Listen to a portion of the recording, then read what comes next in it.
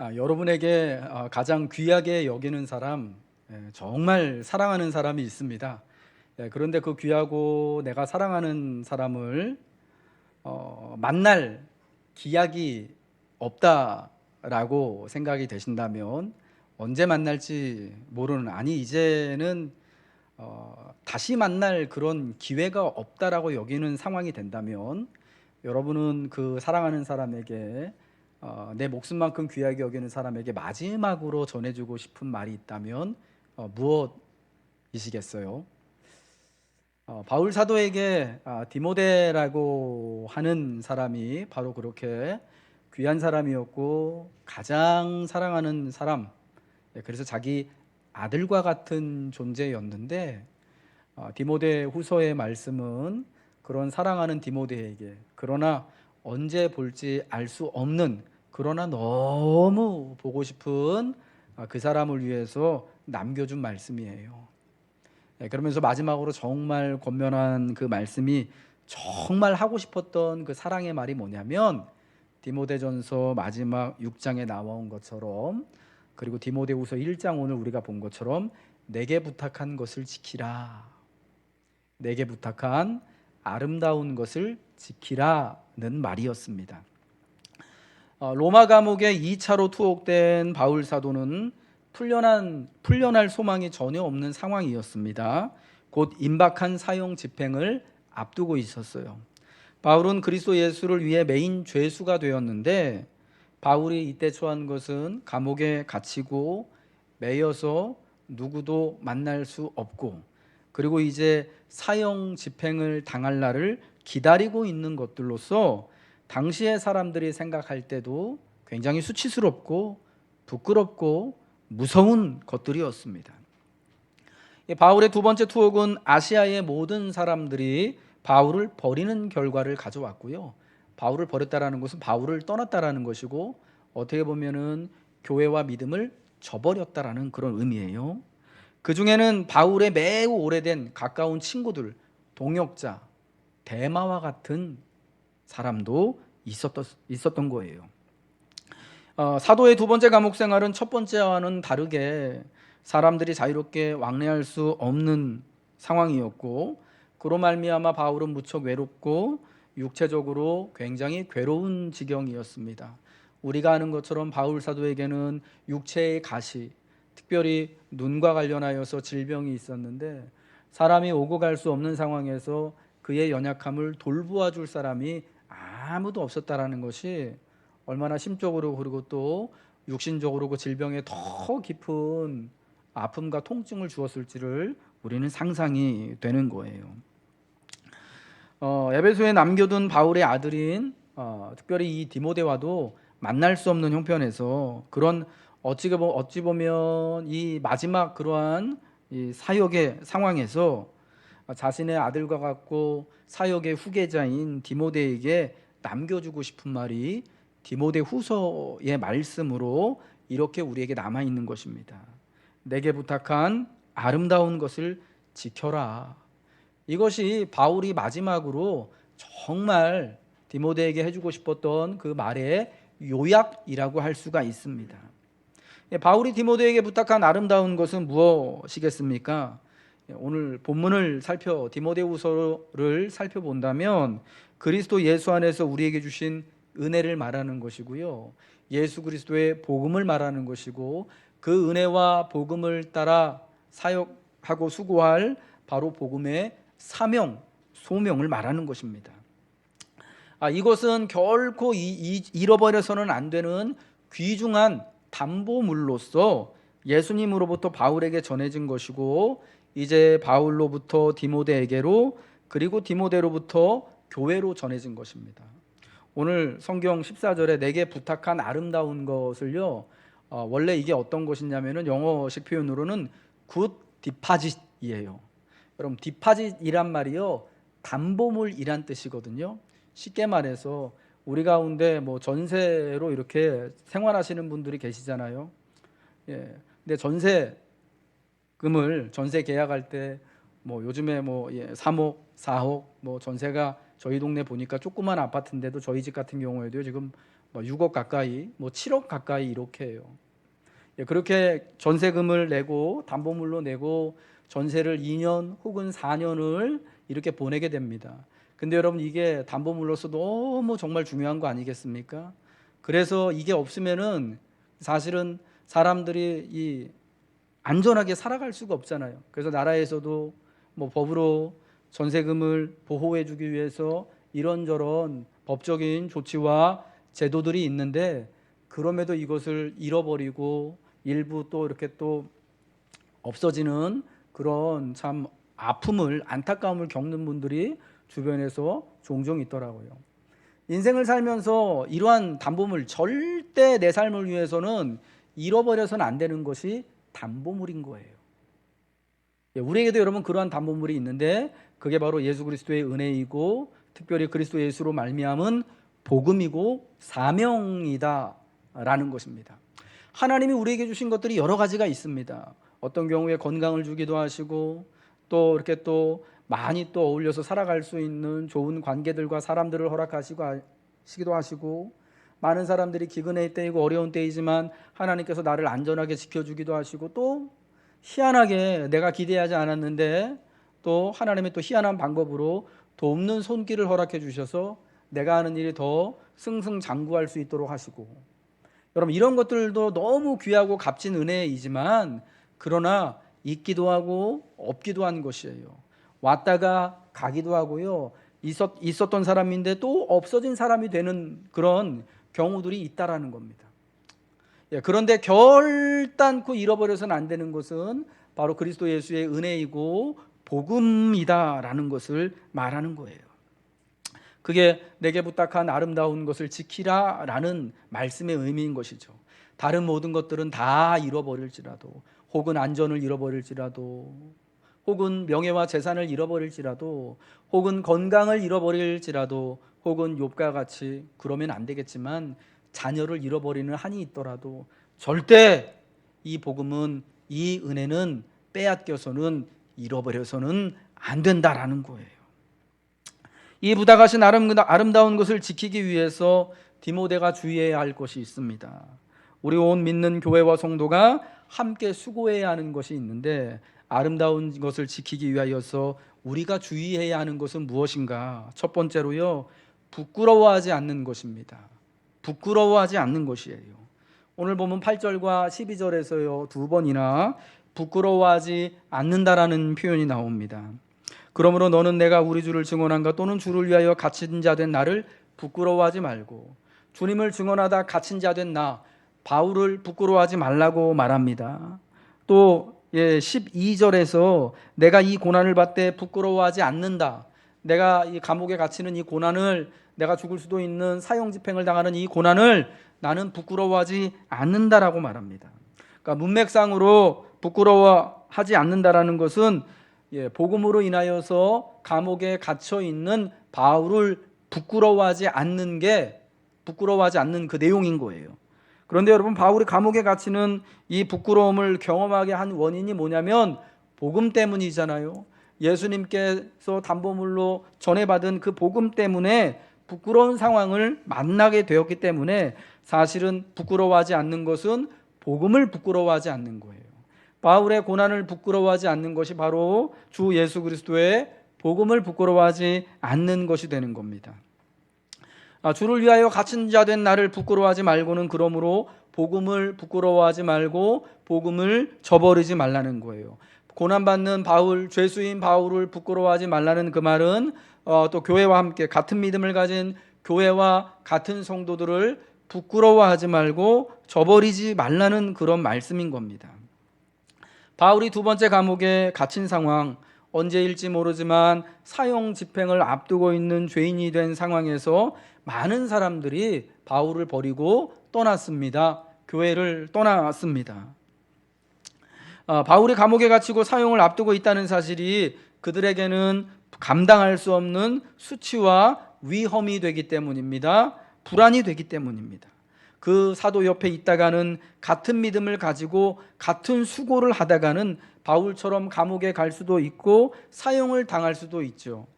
그래서 정말 그들에게는 바울이 부끄러울 수밖에 없었고 피할 수밖에 없는 상황이었고, 그로 인하여 예수의 복음이 부끄러울 수밖에 없는 지경이 된 것입니다.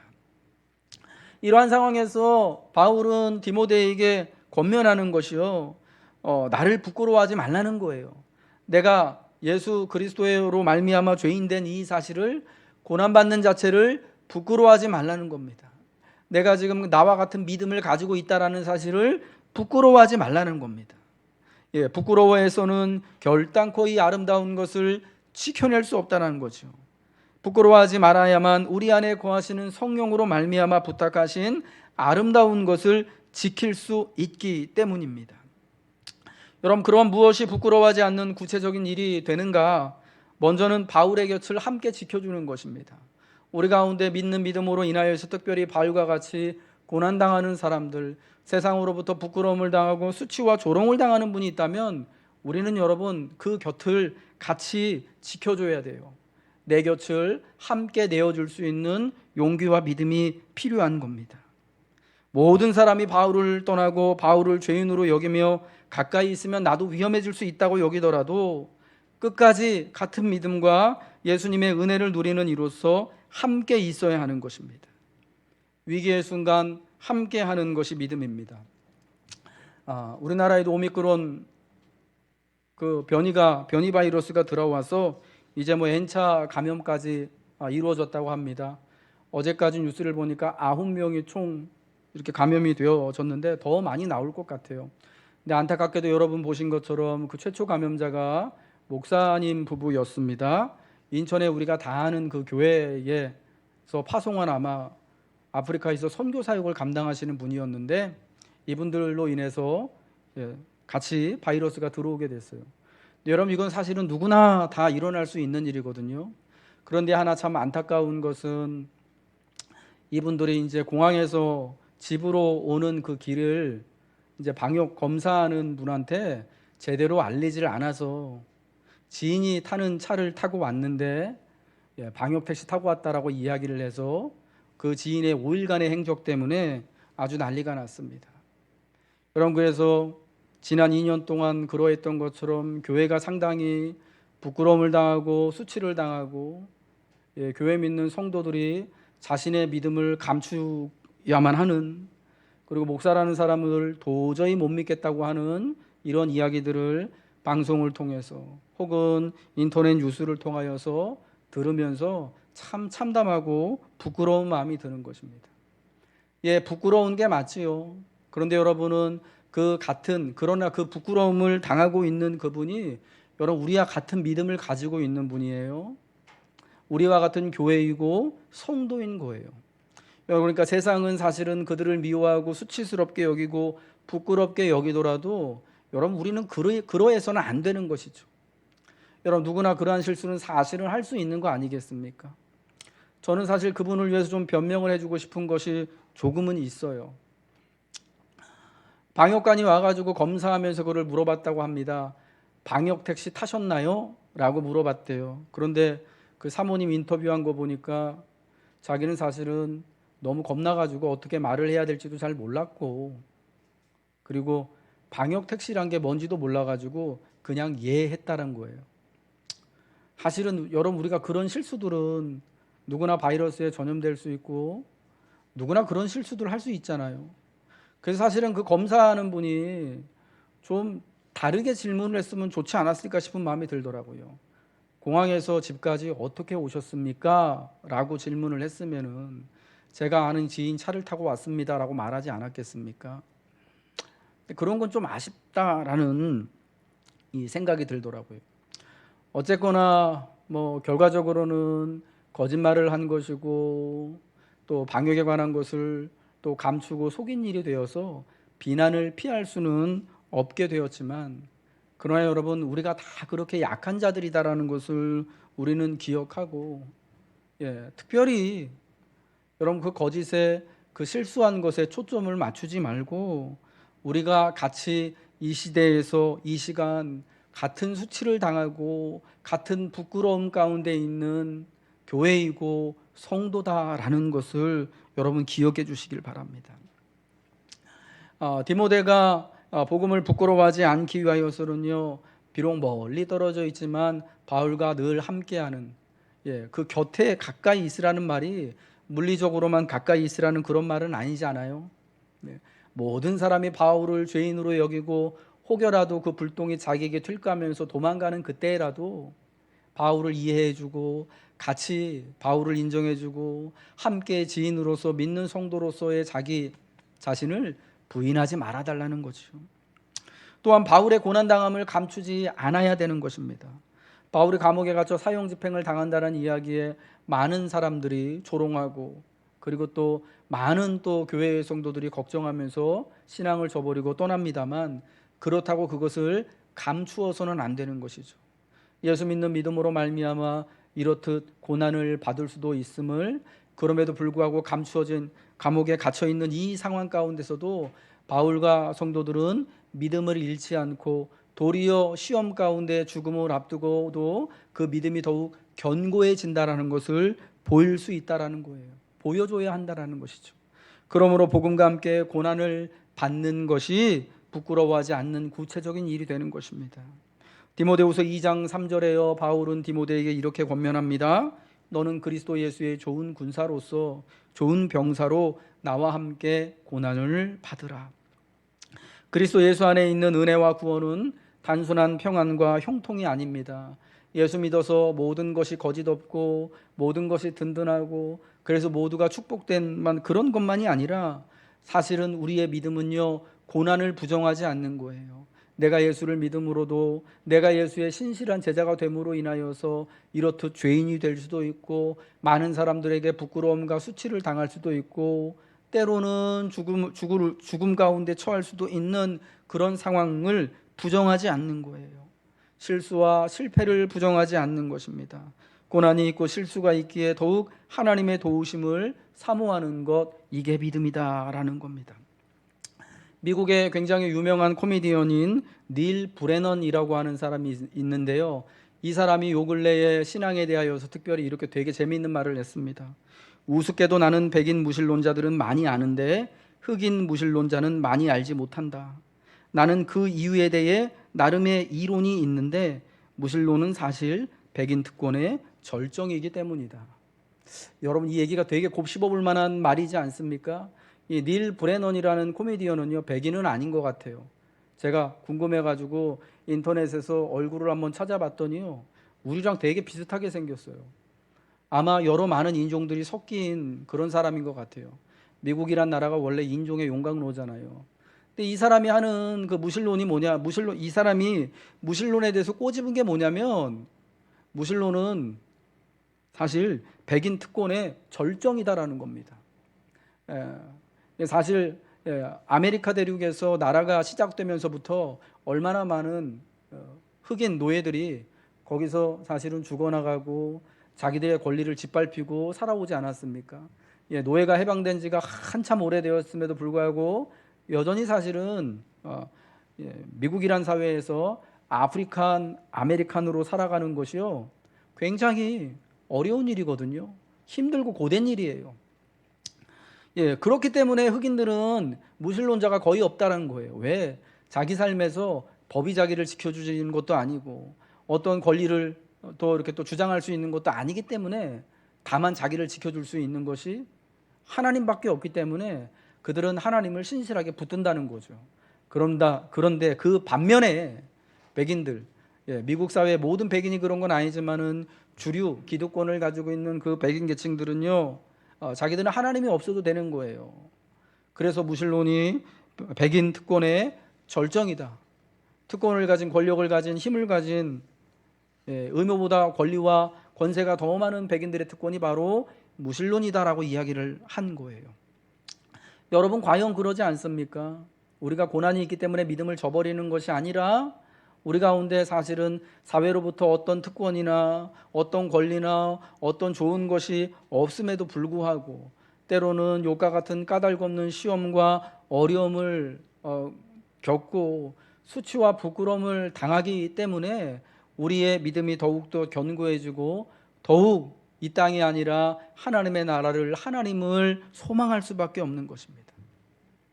여러분, 그러므로 오늘 우리가 당하는 여러 가지 어려움과 삶의 위기와 안전하지 못한 상황 가운데서, 특별히 우리의 믿음과 교회와 성도들을 향한 부끄러움과 수치 가운데서 특별히 여러분, 하나님을 더욱 사모하시기 바랍니다. 하나님이 우리의 마음을 치유하시고 우리의 마음을 더욱 견고하게 해주실 줄로 믿습니다. 여러분, 상처가 난 곳에 굳은 살이 나잖아요. 상처가 크게 나면 날수록 이 치유되어지는 과정이, 그게 피가 나고 마르고 피가 나고 터지는 과정을 반복하면서 점점 굳은 살이 배겨서 나중에 거기가 단단해지는 거예요. 하나님이 우리가 오늘날 겪는 우리의 상처와 우리의 실패, 그리고 어쩜 우리의 부끄러움과 모멸감과 이 수치스러움을 우리의 믿음을 위해서, 삶을 위하여서 그렇게 단단한 상처로 만드셔서 우리를 더욱 견고하고 강하게 해주시길 주님의 이름으로 축복합니다. 두 번째로, 아름다운 것, 부탁한 그 아름다운 것을 지키기 위해서는요, 우리는 바른 말을 본받아 지키고 또한 가르치고 전해주어야 한다는 것입니다. 바울 사도가 성령으로 말미암아 담보물로 의탁받은 것은 그리스도 예수의 은혜의 복음입니다. 이 은혜의 복음과 그 은혜의 복음의 말을 바울은 그가 넘겨받은 것처럼 디모데에게 넘겨주었고, 그리고 바울의 부탁을 따라 디모데는 에베소에서 사역을 감당하면서 그의 연약함에도 불구하고 충성스럽게 감당하고 있습니다. 아름다운 것을 계속해서 잘 지켜내기 위해서 디모데는 지금까지의 사역을 계속해서 성실히 이어나가야만 하는 거예요. 그래서 많은 사람들에게 복음과 사도가, 그리고 교회와 예수님을 믿는 신앙이 수치와 부끄러움을 당하고 위험이 된 상황에서도 자신이 들은 바를 충성된 사람들에게 부탁하고 계속 가르쳐야 하는 것입니다. 이게 위기의 상황에서 우리에게 계속 이어져야 하는 겁니다. 우리가 잘 알고 있는 종교개혁자였던 마르틴 루터는요, 오늘식으로 하면은 우울증을 아주 세게 앓았다고 합니다. 마음의 병이 있었어요. 정말 굉장히 큰 어려움을 극복하기 위해서 애썼는데, 그가 겪고 있던 이 마음의 병을 극복하기 위해서 사람들에게 권고한 3가지가 있는데, 그 중에 하나가 뭐냐면요, 혼자 있지 말라는 것이었어요. 함께 있을 사람을 찾으라는 것이었고, 무서운 생각들이 몰려올 때는 밖으로 뛰쳐나가라는 것, 그러니까 밖에 나가서 활동하라는 거예요. 그러니까 이건 keep going 하라는 거죠. 그냥 안에서만, 자기 안으로만 움츠러들면은 어려움을 이겨낼 수 없고 마음의 짐을 덜어낼 수 없다라는 거예요. 긴장을 풀고 웃고 즐길 수 있는 무언가를 계속해서 시도해 봐라 라고 권면을 해주고 있습니다. 그래서 루터는 자기가 믿고 있는 그리스도 예수의 그 믿음을 따라, 그리고 또 이와 같은 스스로에게 한 이 권면을 따라서 자기 안에 있는 어두움을 또 극복하고 그 시대를 믿음으로 살아갈 수가 있었던 것입니다. 디모데후서 2장 2절에요. 또 내가 많은 증인 앞에서 내게 들은 바를 충성된 사람들에게 부탁하라. 그들이 또 다른 사람들을 가르칠 수 있으리라 말합니다. 여러분, 그 당시 디모데가 느꼈던 위기감은 상당한 것이었어요. 바울은 다시금 투옥되어 사형 집행을 기다리고 있고, 에베소 교회를 포함한 아시아에 있는 모든 사람들이 바울을 버린 상황입니다. 부겔로와 호모게네와 같은 에베소 교회의 주요 인사들 역시 돌아선 상황이에요. 그래서 과연 그가 섬기는 이 교회가 우리의 믿음이 바로 설 수 있을까, 보존되긴 할까 하는 그러한 고민을 할 수밖에 없는 상황을 디모데가 맞닥뜨리고 있는 거예요. 당장 모여서 예배하고 기도하는 것, 복음을 가르치고 전파하는 모든 일들이 이게 헛된 것일 수 있겠다라는 상황을 느끼는 것에서 오늘 지금 당장 주일이라고 모여 예배하는 것이 내게 무슨 유익일까? 우리가 같이 모여서 기도하는 것이 무슨 은혜가 있을까? 라는 질문이 들 수밖에 없는 거죠. 여러분, 이런 상황에서 바울이 하는 말은 이거예요. 네가 이전에 하던 거대로 계속 keep going 하라는 거예요. 같이 예배드릴 수 있도록 하고, 같이 기도할 수 있도록 하고, 할 수만 있다면 충성된 사람들에게 내가 받은 것을 그들에게 또한 전달하고, 할 수만 있다면 사람들이 수치스럽게 여기고 또 모멸감을 주고 있는 그들에게 가서 우리의 믿음을 증거하고 전도하고 하라는 거예요.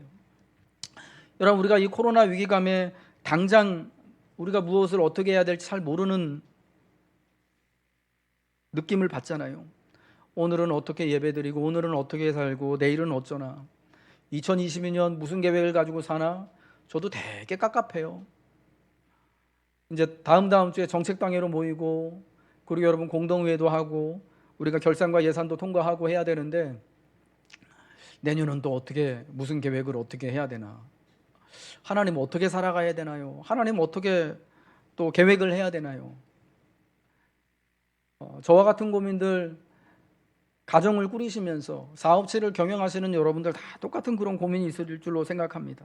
과연 내년에 희망이 있는 것인가, 나아질 그런 기미가 있는 것인가, 그런 불안감과 두려움이 엄습할 때요, 여러분 이때 어떻게 이겨내느냐, 내가 마땅히 오늘 해야 할 일들 잊지 않고 해나가는 것이 힘이고 열쇠인 거예요.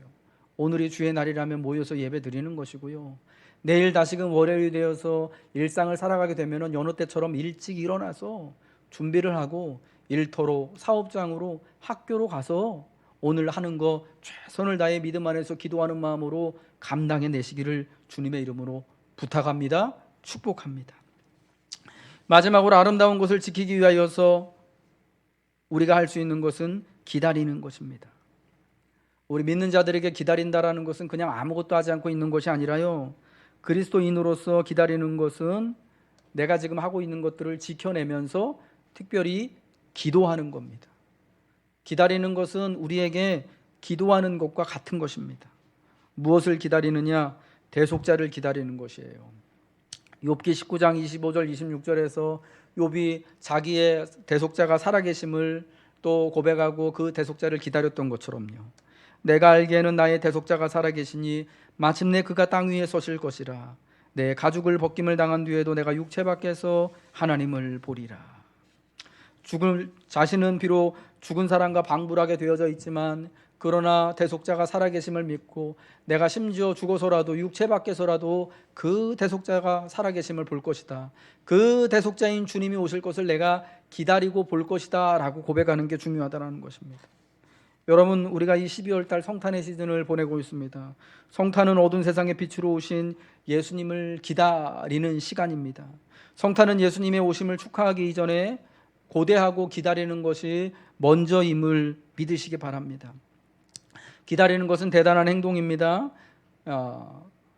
대단한 헌신을 요구하는 것은 아닙니다만, 기다리기 위해서 우리는 우리의 자리를 지켜야 하고, 그 자리를 지키며 언제일지 기약 없는 응답이지만 기도하고 있어야 한다라는 겁니다. 욥이 고통 가운데서도, 정죄와 모욕의 가운데서도 하나님께 자신의 믿음과 의로움을 결코 포기하지 않았듯이, 하나님을 시험의 자리에서도 예배하고 탄식으로 계속 간구했던 것처럼, 그리하여 마침내 하나님의 응답을 듣고 하나님을 만나듯이 우리는 우리의 자리를 지켜내며 그 자리에서 기도하며 기다리는 것이죠. 비록 지금의 내가 부서질 정도로 흔들릴지언정 있어야 할 곳에 머물러서 내 자리를 지키고 기도하며, 다시금 나의 대속자가 살아계신 그 대속자된 주님께서 우리 가운데 희망을 주시기를, 우리의 어두운 삶 가운데 빛을 비춰주시기를 우리는 소망하는 것입니다. 우리 안에 계신 성령이 증거하는 것은 주 예수님께서 우리 안에 부탁하신 아름다운 것이 있고, 그 아름다운 것을 우리는 주님을 기다리며 지켜내야 한다는 것입니다.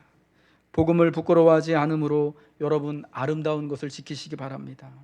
함께 서로에게 곁을 내어주고 곁을 지켜줌으로 아름다운 것을 함께 지켜주세요. 주 예수님과 주님의 은혜를 기다림으로, 기도함으로 아름다운 것을 지켜주세요. 그리스도 예수 안에 있는 은혜 안에서 주님께서, 빛 대신 주님께서 여러분을 강하게 붙들어 주실 것입니다.